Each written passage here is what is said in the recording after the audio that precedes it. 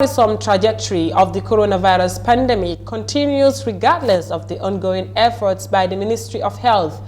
The outbreak of the polio virus in the country presents a more complicated situation in the aspect of disease prevention and control in Gambia. Desise has more. After decades of hibernation of polio in the Gambia, the virus has found its way back to the small West African nation. The alert was raised following the confirmation of 2 positive cases from laboratory samples. It came at a time when the Gambia is battling with the deathless virus in the 21st century. Mbaye, the senior disease surveillance of the expanding program on immunization, spoke on the similarities of the 2 viruses.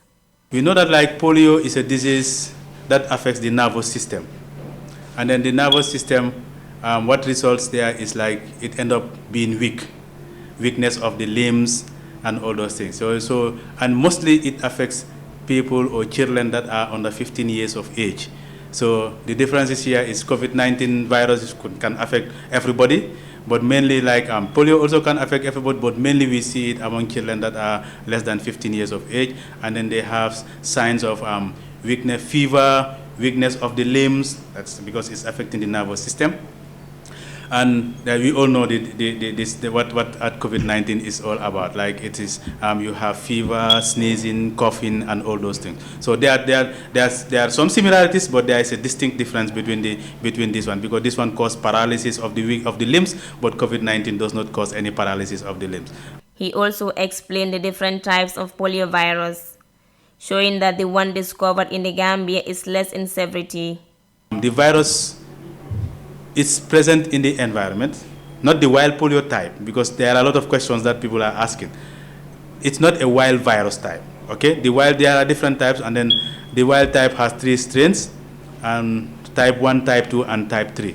So it has been declared eradicated in the world, type 1 and type 2 and type 3, but type 1 is the wild one that is being seen currently in Afghanistan and Pakistan.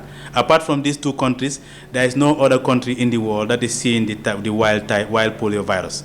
The borderless situation of the virus is self-explanatory, given the cases of health workers themselves.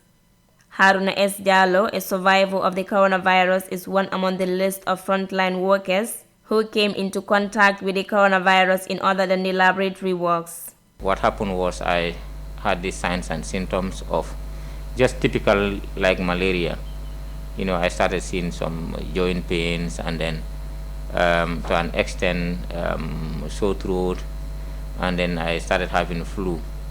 So I suddenly decided, just in our main office here, among my colleagues when they are there, I said, you know what, I think I need to be tested.